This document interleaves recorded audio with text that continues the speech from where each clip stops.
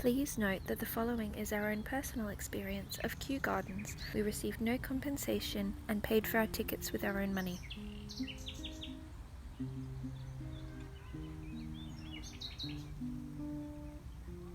Bok. I'm Mandy O. This is Growmate Cook, and welcome to London.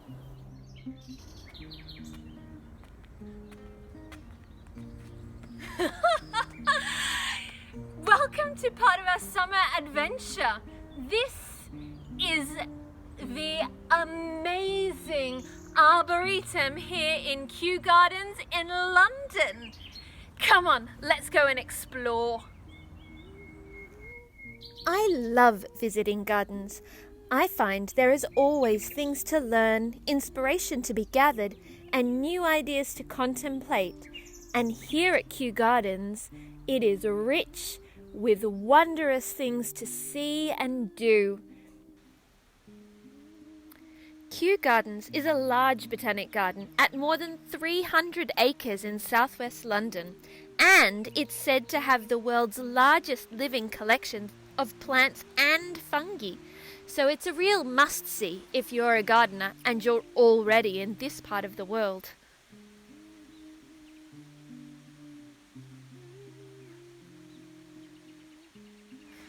Today we are sitting in the world's largest Victorian greenhouse. This is the Temperate house. And within this glass-walled temple to horticulture are reported to be 245 rare species, and many more, like this lotus banana from China, which, whilst not endangered, do make you feel like a world traveller.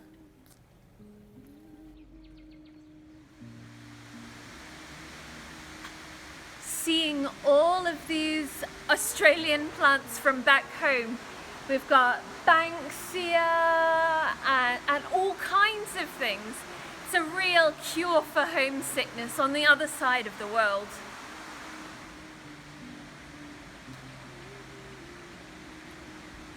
What a treat this is, and it looks like we're just a little bit early. This here is a tree daisy, which this is very exciting. There are only 12 known wild specimens of this particular plant, so it is absolutely critically endangered.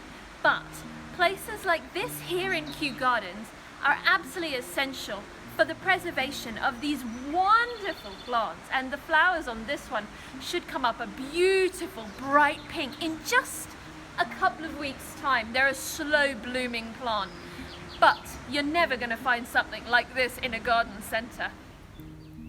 There are so many influences evident in these gardens, and it is so much more than just record-holding greenhouses and large living collections. There are these delightfully formally planted avenues, reminiscent of that Victorian control that was strived for in the garden. And then there are naturalistic plantings which hark back to an 18th century design aesthetic. There are gorgeous, sweeping vistas that look up to elaborate buildings, and there are delightfully playful borders.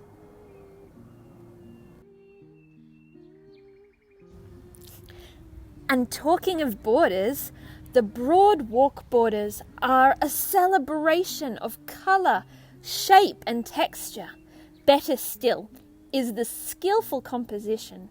There are some things here that have gone over, and there are others that are yet to bloom. So the interest here will last all season long.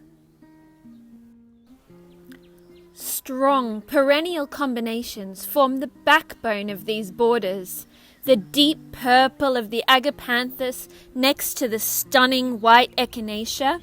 And look at this, peeking through the tall, elegant stems of the Bina bonariensis is this vibrant yellow achillea, which is yarrow or stolisnik to you or I. This is also a really lovely and tough combination, something that's really garden hardy.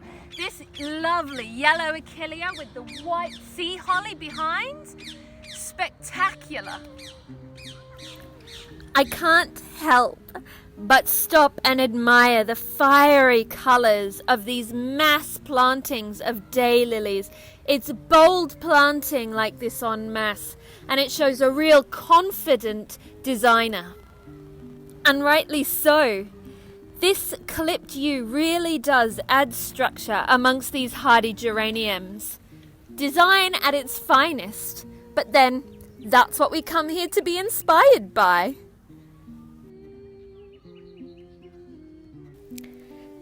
Clever use of colour is not just limited to the borders.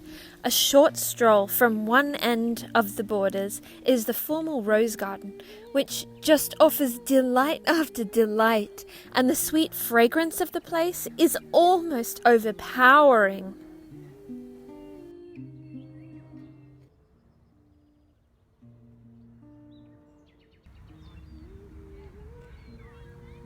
Here in the spectacular formal rose garden just outside of the palm house is a really great set of ideas for designing your garden. So if you're going to have very formal beds like the ones pictured here, this idea of having the really neatly clipped holly surrounding the outside is a really nice touch.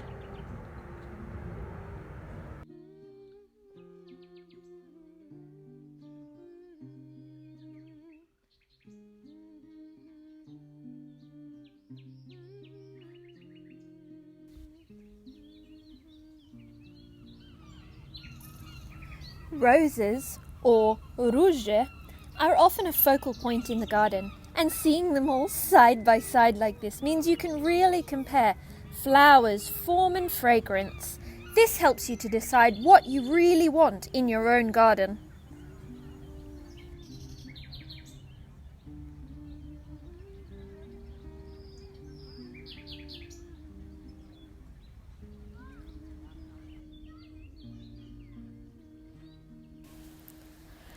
Crossing over the lake, or jezero, gives you lots of opportunities, not just for admiring the beautifully planted water's edge, but also the varied wildlife that live here. British natives, like this beautiful water mint, really attract the bees and butterflies, and dotted amongst it are these gorgeous Iris pseudochorus, or I guess they're called water iris, colloquially. Anyway, these are a strong marginal plant, and these strong, upright, sword-like verticals offer a really lovely contrast to the soft flowers of the water mint.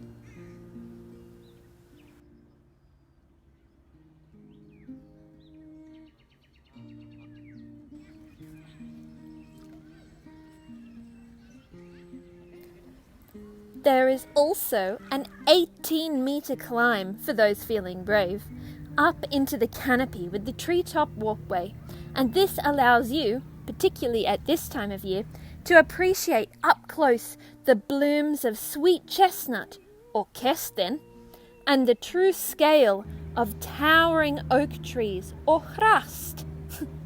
Breathtaking, and not just from the stairs.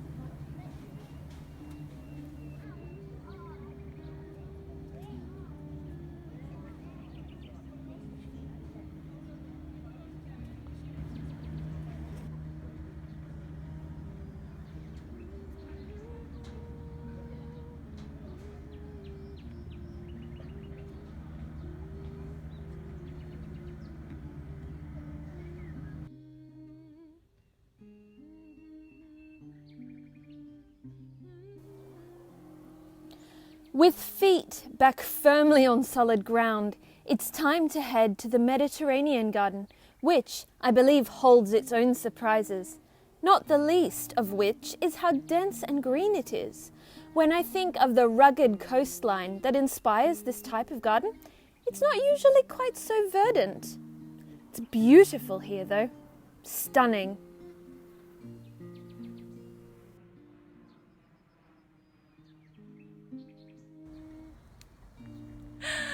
Well, this is a delight talk about a little bit of the Mediterranean in England, here we have maslina, which is olive, and lavanda, which is lavender.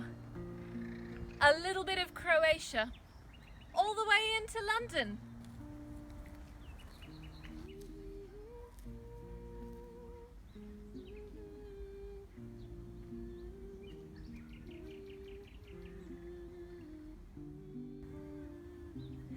Just behind me here is the temple for King William.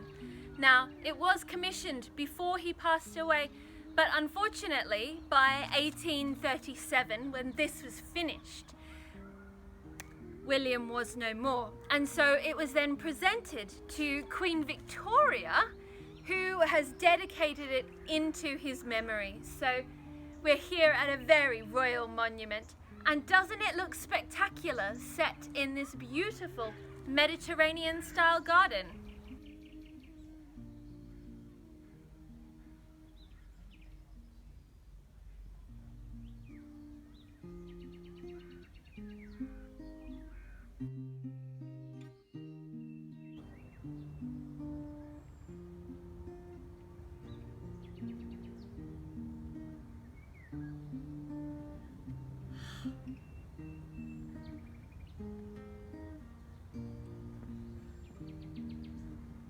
Looking at these amazing redwoods, you would think that you were maybe somewhere in the middle of the United States in an ancient redwood forest. It's hard to believe that seed collectors and plant hunters of old brought all of these specimens back as tiny seeds hundreds of years ago. Amazing. We're standing here in the presence of a true American giant. This here is a coastal redwood, and it is the same type of tree as the tallest tree in the world. And these Sequoia sempervivens can get up to 112 meters tall, back in their home, back in California, of course. The first redwood trees planted here in Kew Gardens were planted here in 1912, so they haven't had quite as much time to grow quite so big as the ones back in California.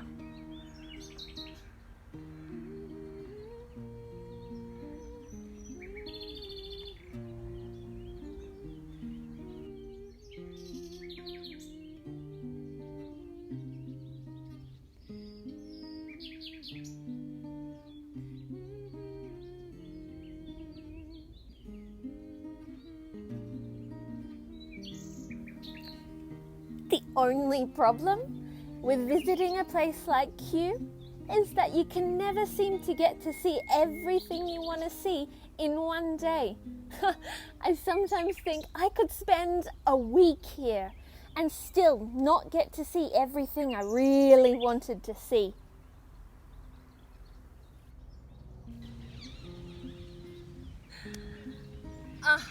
I have had so much fun in Kew Gardens today. I hope you've had some fun enjoying the highlights of our day. If you like what we're doing, please like the video. If you would like notifications, please use the bell icon, and if you haven't already, please subscribe. Until next time then, do widzenia.